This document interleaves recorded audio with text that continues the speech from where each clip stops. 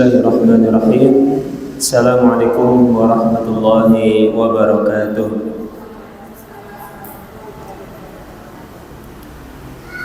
Alhamdulillahi wa kafa, wassalatu wassalamu ala rasulihil mustafa wa ala alihi wa sahbihi wa man iktafa. Allahumma alimna ma yanfa'una wanfa'na bima 'allamtana wa zidna ilma. Amma ba'd.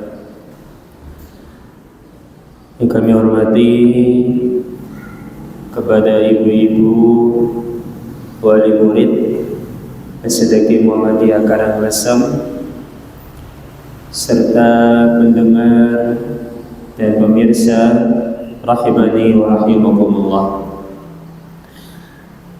Kita bersyukur kepada Allah atas limpahan rahmat dan karunia-Nya sehingga di pagi yang berbahagia kali ini kita dapat berkumpul bersama dalam rangka untuk menuntut ilmu,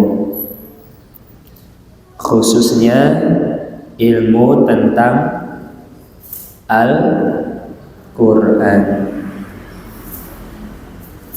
Kedua kalinya semoga salawat dan salam senantiasa Allah curahkan kepada uswah hasanah kita Nabiullah Muhammad sallallahu alaihi wasallam beserta para keluarganya, sahabatnya serta umatnya sekalian.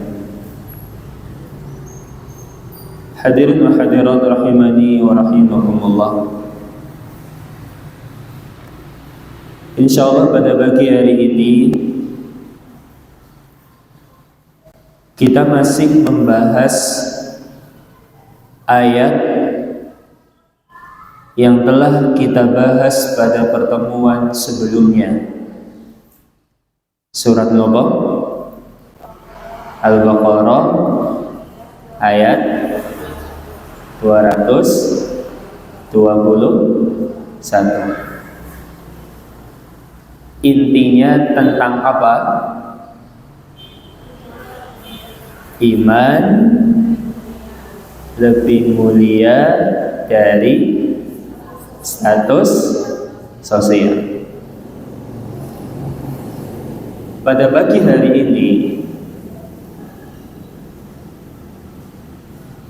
kita akan membahas tentang bagaimana caranya menumbuhkan keimanan di dalam hati anaknya siapa? Anak kita. Hari ini kita akan membahas bagaimana caranya menumbuhkan keimanan di dalam hati anak kita.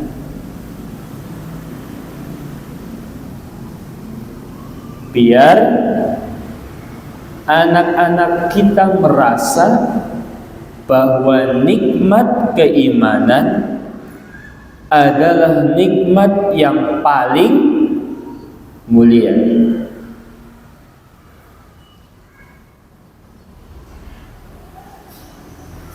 Dan sebelum anak kita merasakan nikmat itu, yang pertama kali harus merasakannya sinten? Orang tuanya. Buah itu tidak jatuh jauh dari pohonnya, kecuali kalau dimakan kampret.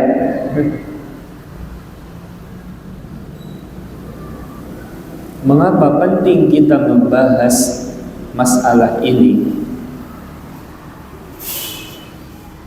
Karena ada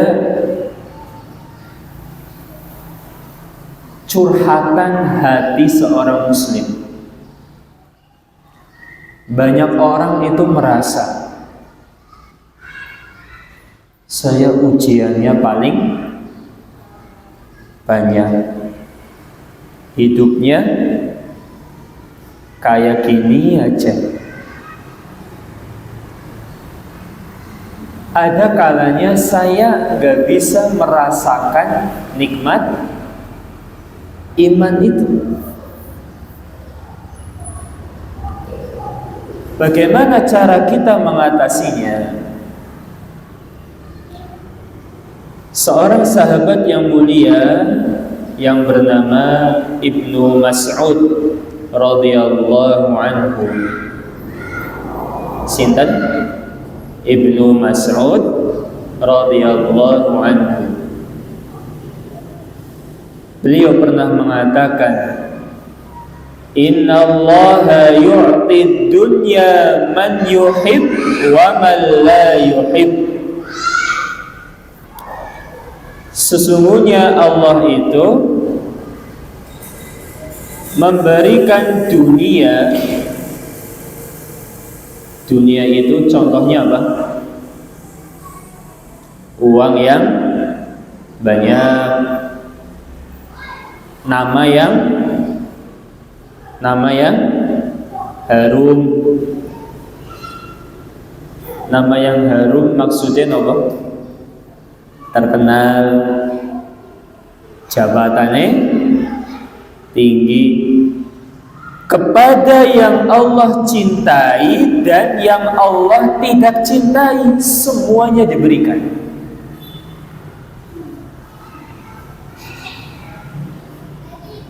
Makanya gak heran orang-orang yang tidak beriman kepada Allah, rata-rata mereka sugih nopo kerek. Sugih nopo kerek? Sugih. Orang terkaya nomor 1 sedunia sinten? Sinten?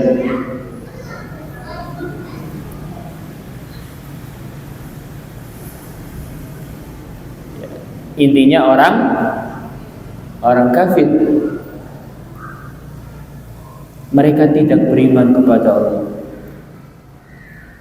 Dulu pernah nomor 1-nya namanya Bill Gates.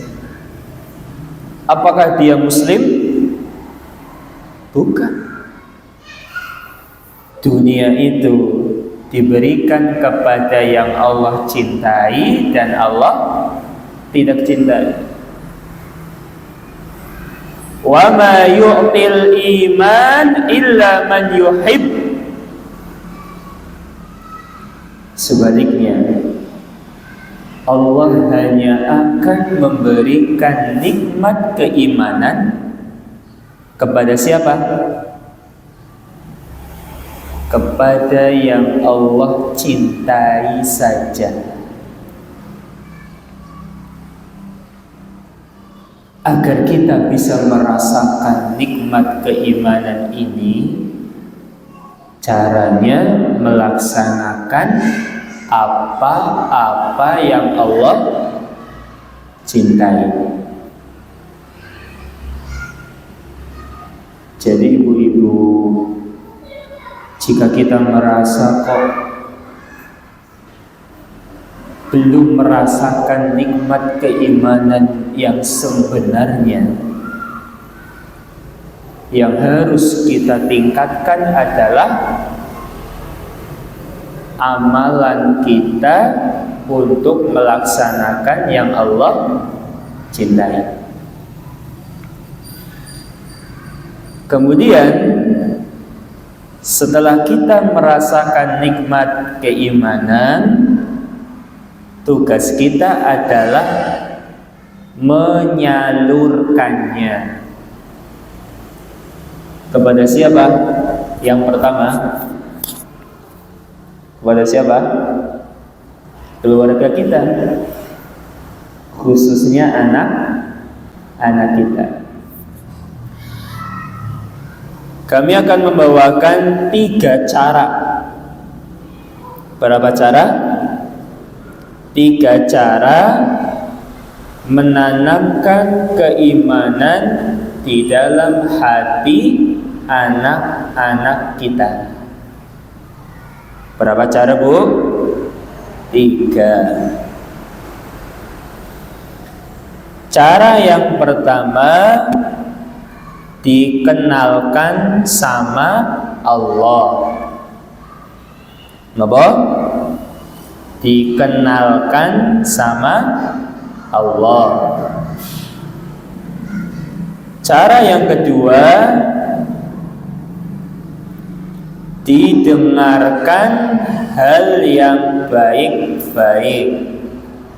Napa? Didengarkan hal yang baik-baik. Cara yang ketiga, didoakan. Napa? Didoakan. Coba ulangi. Yang pertama, dikenalkan sama Allah. Yang kedua, didengarkan hal yang baik-baik. 3, didoakan. Sampun hafal? Kita akan bahas satu persatu. Apa yang pertama tadi? Dikenalkan sama Allah. Si caranya kepripun Pak Ustadz? Kalau dikenalkan sama manusia kan bisa jabat tangan, terus nambah niku napa? Silaturahim. Ini kok dikenalkan sama Allah, kita di bumi, Allah di atas langit. Caranya kepripun Pak Ustadz? Kita di bawah, Allah di atas. Bagaikan langit sama bumi. Dikenalkan sama Allah maksudnya adalah kita menyampaikan kepada anak-anak kita bahwasanya semua yang ada di langit dan bumi ciptaannya siapa? Ciptaannya Allah. Semua yang memberi rezeki itu Allah. Semua yang mengatur seluruh makhluk itu Allah. Ketika kita mengenalkan Allah kepada anak-anak kita, gunakan bahasa yang mudah difahami. Contoh, di dalam hadis Nabi SAW, hadis dari Imam Tirmidzi, Rasulullah SAW pernah ngajarin seorang anak yang bernama Ibnu Abbas radhiyallahu anhuma. Sinten? Ibnu Abbas radhiyallahu anhuma. Abbas itu siapanya Rasul? Abbas siapa? Abbas siapanya Rasul? Gak tahu. Nek istrinya Raffi Ahmad siapa? Siapa? Oh, ngerti kabeh. Abbas siapanya Rasul? Pamannya. Artis lebih apa?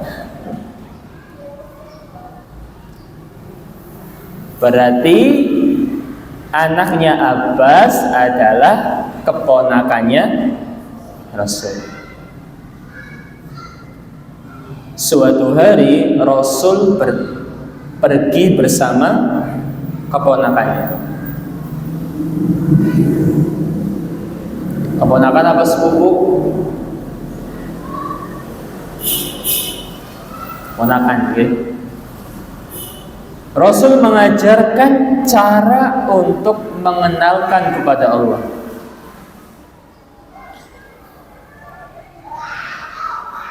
Hadisnya cukup masyhur di kalangan kita. Ya gulam, idza sa'alta fas'alillah. Kalau kamu mau apa-apa, mintalah kepada Allah. Ajarkan metode ini kepada anak-anak kita. Ketika anak-anak kita ingin sesuatu, arahkan yang pertama kali minta sama Allah dulu. Abi, Umi, saya mau. Biasanya anak ibu-ibu itu mintanya apa? Minta apa? Mainan. Saya mau mainan. Kita jawab, nah, minta dulu sama Allah. Doa sama Allah. Bukan berarti cuma doa saja. Orang tuanya juga harus usaha. Jadi jangan disalahartikan cuma doa ijik-ijik langsung peka. Kenapa kita mengajarkan pertama kali minta sama Allah? Agar anak-anak kita selalu bergantung sama Allah. Dan nanti mainan yang dia dapatkan itu juga bukan karena rezeki yang kita miliki, tapi mainan yang anak kita akan dapatkan itu rezeki dari Allah lewat orang tuanya.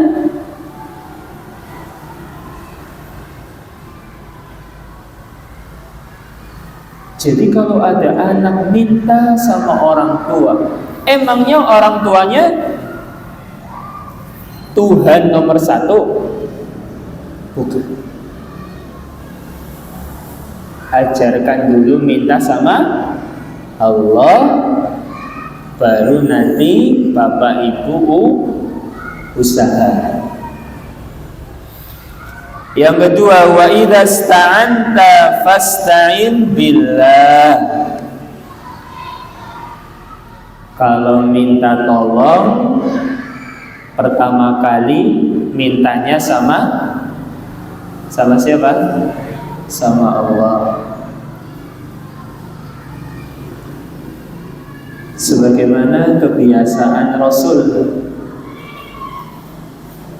Dalam sebuah hadis pernah dijelaskan, idza habasahu amrun fafazi'a ila shalah. Rasul itu kalau ada masalah, kira-kira Rasul punya masalah enggak? Rasul punya, namanya manusia biasa. Yang pertama kali beliau lakukan adalah sholat. Jadi naik anak apa-apa, jangan langsung update status. Aduh, puyeng banget. Kira-kira orang yang baca antara yang ngasih solusi dengan ngasih apa? Ngasih guyonan, lebih banyak yang mana? Guyonan?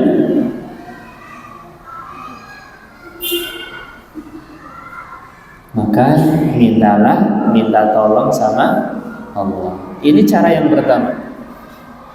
Ajarkan anak kita tergantung sama Allah. Cara yang kedua,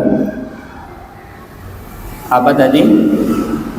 Didengarkan yang baik-baik. Loh, maksudnya apa Pak Ustaz? Nanti ibu-ibu bisa buka surat An-Nahl. Surat apa? An-Nahl ayat 78. An-Nahl ayat 78. Wallahu akhrajakum min butuni ummahatikum la ta'lamuna syai'a. Dialah Allah yang mengeluarkan kalian dari perut ibu kalian. La ta'lamuna syai'a, dalam keadaan tidak tahu apapun. Jadi bayi yang lahir posisinya apa? Tidak tahu apapun. Bisanya cuma nopo? Bisanya cuma nangis. Kira-kira kalau bayi nangis itu normal atau tidak? Normal. Si orang normal, orang nangis. Tapi lihat apa kata Allah, wa ja'ala lakumus sam'a. Allah menjadikan dia bisa mendengar, wal absar wal afidah, bisa melihat, punya hati.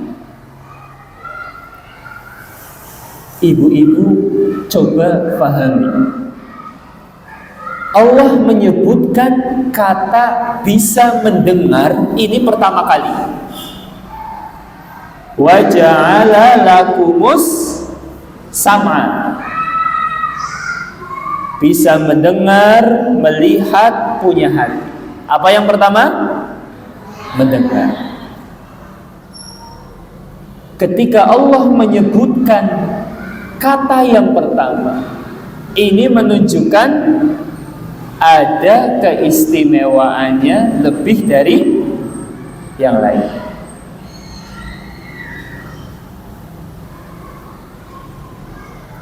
Panca indera yang pertama kali berfungsi adalah telinga anak-anak kita. Makanya disunnahkan ketika di kandungan diperbanyak didengarkan apa? Ayat-ayat Al-Quran. Dan apapun kondisi yang kita alami, jangan pernah memperdengarkan anak-anak kita hal-hal yang tidak baik. Karena pendengaran ini yang pertama kali Allah berikan. Bisa dipahami? Bisa. Kemudian cara yang ketiga, diapakan? Didoakan.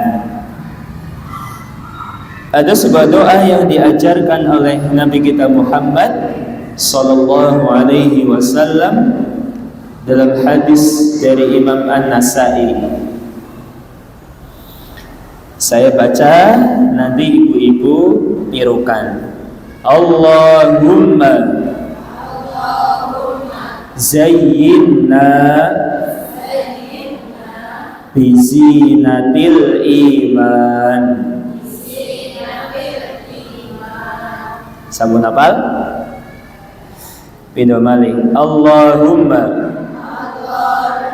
zayyinna bizinatil iman. Sepisan malih. Allahumma zayyinna bizinatil iman.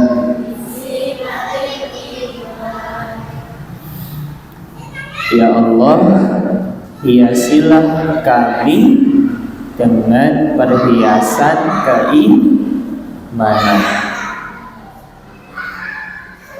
Ya Allah, hiasilah kami. Kami itu siapa? Sing maca doane, sing ora ya ora. Ibu-ibu niatkan untuk ibu sendiri, untuk anak sama suami. Ya Allah, hiasilah kami dengan perhiasan keimanan. Jadi perhiasan keimanan adalah perhiasan yang paling ngejreng. Bukan perhiasan gelang. Gelangnya KW maning. Bukan perhiasan kalung, tapi perhiasan keimanan adalah perhiasan yang paling indah dan berharga. Demikian saja materi yang dapat kami sampaikan pada kesempatan yang baik ini. Setiap ada materi monggo bisa ditulis. Nanti insya Allah akan kita agendakan ujian tafsir semesteran. Jadi ibu-ibu siap-siap, nanti akan ada ujiannya setiap satu semester. Anak-anak ujian, ibu-ibu juga ujian. Siap ya? Insya Allah. Makanya ditulis dan dibaca setiap hari sama diamalkan. Jangan takut ya, tapi tetap berusaha dipelajari dan diamalkan. Demikian saja, mohon maaf atas segala kurangannya. Terima kasih atas perhatiannya. Kita akhiri. Subhanakallahumma wa bihamdika asyhadu an la ilaha illa anta astaghfiruka wa atubu ilaik. Assalamualaikum warahmatullahi wabarakatuh.